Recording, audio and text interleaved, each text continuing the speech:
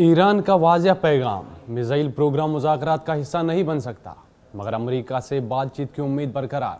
ناظرین، آپ دیکھ رہے ہیں نیوز 18 کا ڈیجیٹل پلیٹ فارم میں ہوں آپ کے ساتھ مدثر میر۔ ایران نے ایک بار پھر واضح کر دیا ہے کہ اس کا میزائل پروگرام کسی بھی صورت میں مذاکرات کا حصہ نہیں بن سکتا، چاہے امریکہ کے ساتھ سفارتی رابطوں کی امیدیں کیوں نہ بڑھ رہی ہو۔ ایرانی قیادت کا کہنا ہے کہ میزائل صلاحیتیں ملک کے قومی دفاع، خود مختاری اور سلامتی سے براہ راست جڑی ہوئی ہے اور ان پر کوئی سمجھوتہ ممکن نہیں۔ ایرانی وزیر خارجہ نے حالیہ بیان میں کہا کہ ماضی کے تجربات نے ایران کو یہ سبق دیا ہے کہ اپنے دفاعی اثاثوں کو کمزور کرنا خطرناک ثابت ہو سکتا ہے۔ ان کے مطابق ایران نے خطے میں عدم استحکام، بیرونی دباؤ اور پابندیوں کے باوجود اپنی دفاعی صلاحیتیں خود تیار کی ہے، اس لیے ان پر بات چیت کا سوال ہی پیدا نہیں ہوتا۔ اس سخت موقف کے باوجود ایران نے امریکہ کے ساتھ غیر مستقیم مذاکرات کے دروازے مکمل طور پر بند نہیں کیے۔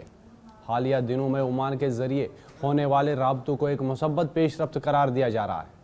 ایران کا کہنا ہے کہ اگر بات چیت ہوگی تو وہ صرف جوہری پروگرام پابندیوں میں نرمی اور اقتصادی مسائل تک محدود ہونی چاہیے۔ ایرانی حکام کے مطابق اصل مقصد یہ ہے کہ ایران پر عائد سخت معاشی پابندیاں ختم ہو، تیل کی برآمدات بحال ہو، عالمی مالیاتی نظام تک رسائی ممکن ہو۔ ایران سمجھتا ہے کہ امریکہ کے ساتھ محدود مگر نتیجہ خیز بات چیت دونوں ممالک کے لیے فائدہ مند ہو سکتی ہے، بشرطے کہ سرخ لکیروں کا احترام کیا جائے۔ دوسری جانب امریکہ کا موقف اس سے مختلف ہے۔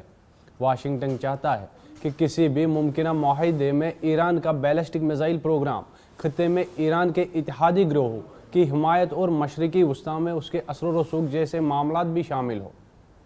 یہی نقطہ دونوں ممالک کے درمیان سب سے بڑی رکاوٹ بنا ہوا ہے۔ ایران کا کہنا ہے کہ اگر اس پر فوجی حملے کیا گیا تو وہ خطے میں موجود امریکی اڑوں کو نشانہ بنانے کی صلاحیت رکھتا ہے۔ یہ بیان اس بات کی نشاندہی کرتا ہے کہ مذاکرات کے ساتھ ساتھ طاقت کا توازن بھی ایران کی حکمت عملی کا حصہ ہے۔ اس صورتحال پر اسرائیل سخت تشویش کا اظہار کر رہا ہے۔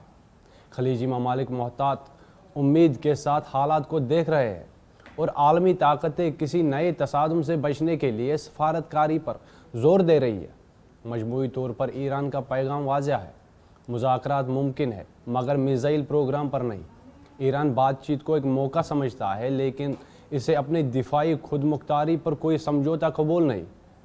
آنے والے دنوں میں یہ دیکھنا اہم ہوگا کہ آیا امریکہ اس محدود فریم ورک کو قبول کرتا ہے یا دونوں ممالک کے درمیان کشیدگی ایک بار پھر بڑھی ہے۔